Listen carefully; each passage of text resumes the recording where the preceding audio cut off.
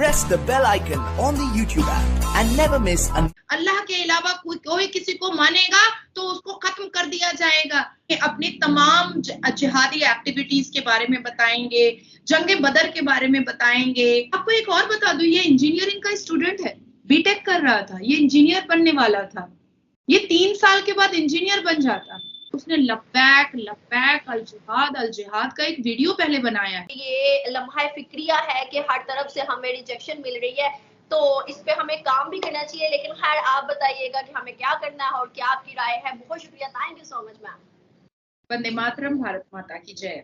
जी ma'am, आपने सुना तो होगा कि डच के प्राइम मिनिस्टर ने स्टेटमेंट दी है। उनका कहना है कि अगर मुसलमानों को यहाँ पर हमारे रूल्स एंड रेगुलेशन फॉलो करने हैं तो रहे, अगर नहीं करने।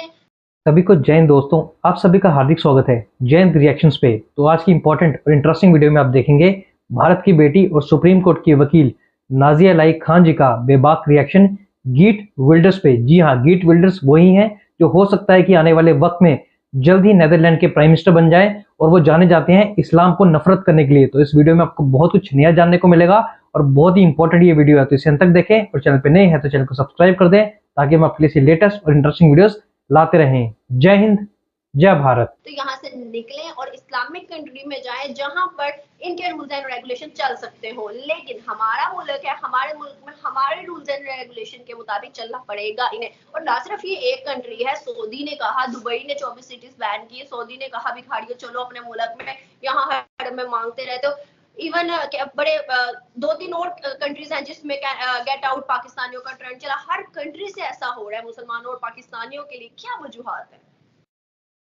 अनम, क्या आप अपने देश में अपने देश के हिसाब से नहीं रहती हैं? क्या आप भारत के हिसाब से रहती हैं? क्या आप अमेरिका के हिसाब से रहती हैं? क्या आप लॉस एंजलिस के हिसाब से रहती हैं, या इंडोनेशिया के हिसाब से रहती हैं, या चाइना के हिसाब से रहती हैं?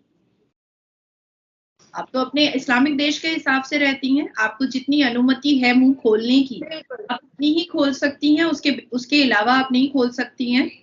तो ये फ्रीडम ऑफ स्पीच और फ्रीडम ऑफ एक्सप्रेशन का जो नाजायज फायदा ये अलग अलग देशों में जो जाकर के मुसलमान करते हैं, तो अगर वहां के जो प्राइम मिनिस्टर हैं अगर कंट्रोल कर रहे हैं या उनको मना कर रहे हैं, तो इसमें प्रॉब्लम कहाँ पर है? इसमें तो कोई प्रॉब्लम नहीं है। अगर मैं भारत में बहुत रिनाउंड फेस हूँ, यहाँ तक कि पूरी दुनिया में ही मैं बहुत रिनाउंड फेस हूँ, पर मेरी अपनी कोई सेल्फ आइडेंटिफिकेशन है और मेरी अपनी कोई आदत है। मैं हिजाब नहीं पहनती हूँ, मैं बोरखा नहीं पहनती हूँ, मैं अबाया नहीं पहनती हूँ। लेकिन अगर मैं सऊदी अरबिया जाकर के रहने लगूंगी तो मुझे तो वहां के हिसाब से अबाया बुर्का पहनना पड़ेगा, क्योंकि वहां वही रूल है। दूसरी चीज मैं आपको बता रही हूँ कि देखिए, ये जो ग्रेट बिल्डर है, 5 दिन पहले इन्होंने ओथ लिया है और काफी भारी मात्रा से इन्होंने मतलब अर्जेंटीना डच में ये जीते हैं, और नीदरलैंड के बहुत बड़े नेता कई सालों से ये रहे हैं, और ये बहुत करीब से पूरे अर्जेंटीना, पूरे नीदरलैंड को, पूरे डच को ये बहुत करीब से जानते हैं, एकदम ग्राउंड लेवल से जानते हैं। और सबको इस बारे में पता है कि 5% वहां पर मुसलमान हैं 18 मिलियन लोगों के भीड़ में। अब वो 5% मुसलमान जो है, अगर वो ये बताना चाहेंगे कि उनका ही इस्लाम सबसे खूबसूरत है, उनका ही इस्लाम मानना पड़ेगा, हम जहां रोड पर चाहेंगे वहां पर नमाज पढ़ देंगे, हम जहां चाहेंगे अपनी तबलीग कर देंगे, हम जहां चाहेंगे 72-135 फुट की वर्जिन हूरों के बारे में जिक्र करेंगे, और हम अपनी तमाम जिहादी एक्टिविटीज के बारे में बताएंगे, जंगे बदर के बारे में बताएंगे, हम 620 हिजरी से लेकर के 630 हिजरी तक के सारे जंगों के बारे में बताएंगे, किस तरह से गुस्ताखे रसूल किया जाता है, किस तरह से जिहाद के नाम पर लड़ा जाता है, किस तरह से होली वॉर किया जाता है। तो ये सारी चीजें अगर वो बताते रहेंगे तो लोगों का दिमाग तो खराब होता रहेगा ना। मानवता की तरफ तो लोगों का दिमाग है वो तो जाएगा ही नहीं। देखिए, मैं नहीं कह रही हूँ, या डच के प्राइम मिनिस्टर ने भी ये बात नहीं कही है कि आप रोजा मत रखो, आप नमाज मत पढ़ो, आप फितरा ज़कात मत करो, आप अपने इस्लामिक तौर तरीके से मत रहो। इस बात के लिए कोई इनकार नहीं कर रहा है। हर एक व्यक्ति आपको इस बात के लिए, इवन कोई अथॉरिटी भी नहीं है कि मैं ये कह दूंगी कि नाम आपको नमाज नहीं पढ़ना है। यहाँ तक कि भारत के प्रधानमंत्री श्री नरेंद्र दामोदर दास मोदी जी के पास भी अथॉरिटी नहीं है कि वो कह देंगे किसी मस्जिद में नमाज नहीं होगी। ऐसा तो कभी नहीं हो सकता, और ये कोई देश नहीं कह रहा है।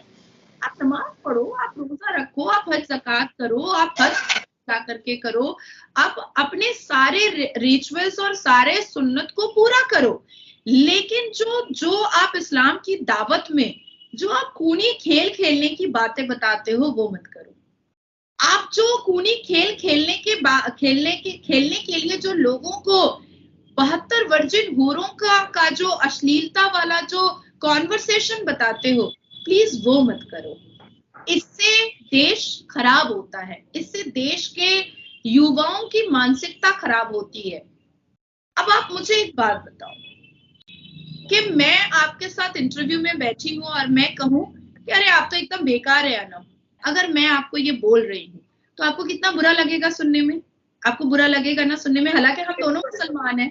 तो उसी तरीके से अगर बार बार ये बताया जाएगा, बार बार मुस्लिम ये बताएंगे कि अरे इस्लाम जो है वही खूबसूरत है, इस्लाम जो है वही सबसे बेहतर है, अल्लाह से बड़ा कोई नहीं है, ये बुत परस्त है, ये यहूदी जो है ये गलत है, ये बरेलवी जो है ये गलत है, ये वहाबी जो है ये गलत है, ये देवबंदी जो है ये गलत है, ये शिया जो है ये गलत है, ये सारे कुफ्र कर रहे हैं, ये सारे शिर्क हैं, ये सारे लोग गलत हैं, ये सारे लोगों की माफी नहीं है, इनको जन्नत नहीं मिलेगा, इनको जहन्नुम में जलाया जाएगा, इनको पकोड़े बनाए जाएंगे, इनके गले में अज़दहा लपेटा जाएगा, इनको चाकू और छुरों से रेता जाएगा, इनको मार डालो, इनको खत्म कर डालो। ये धरती अल्लाह ने बनाई है, इस धरती पे सिर्फ सुन्नी मुसलमान रह सकते हैं, बाकी सबको खत्म करने की जरूरत है। अल्लाह सबसे बड़ा है, अल्लाह के अलावा कोई भी नहीं है, अल्लाह के अलावा कोई किसी को मानेगा तो उसको खत्म कर दिया जाएगा। अगर ये बातें आप हर वक्त बोलते रहोगे, हर वक्त सारे कास्ट और क्रीड को आप मलाइन करते रहोगे, डिफेम करते रहोगे, इंसल्ट करते रहोगे, कोई कितने दिन सुन सकता है? कोई कितने दिन बर्दाश्त कर सकता है? हालांकि हर देश में 5 वक्त अजान होती है और उस 5 वक्त अजान में ये बताया जाता है कि अल्लाह से बड़ा कोई है ही नहीं। अल्लाह जो सुन्नी मुसलमानों का खुदा है, उससे बड़ा तो कोई भगवान या कोई जीसस या कोई हो ही नहीं सकता है। उस पर भी कोई टिप्पणियां नहीं करता है कि भाई आप ये क्या रोजाना 5 बार बता रहे हो हमें। आप हमारी धरती पर, आप भारत में हिंदू राष्ट्र है, आप उसमें भी ये बात बता रहे हो सबको 5 बार। कोई टिप्पणियां नहीं करता है। इट्स ऑल राइट, आप अपनी रिचुअल्स को मानो ना, लेकिन आप मुस्लिम कम्युनिटी के अंदर ही आप ऐसे जिहादी मेंटालिटी और अजमल कसब को क्यों पैदा कर रहे हो जो देश को बर्बाद कर रहा है? और सिर्फ देश को नहीं बर्बाद कर रहा है, वो अपने परिवार के लिए भी एक कलंक बन जाता है। 3 दिन पहले हमारे उत्तर प्रदेश में प्रयागराज में एक लारैब हाशमी नाम का एक लड़का जो है, उसने एक हिंदू बस कंडक्टर का चापड़ से गला रेत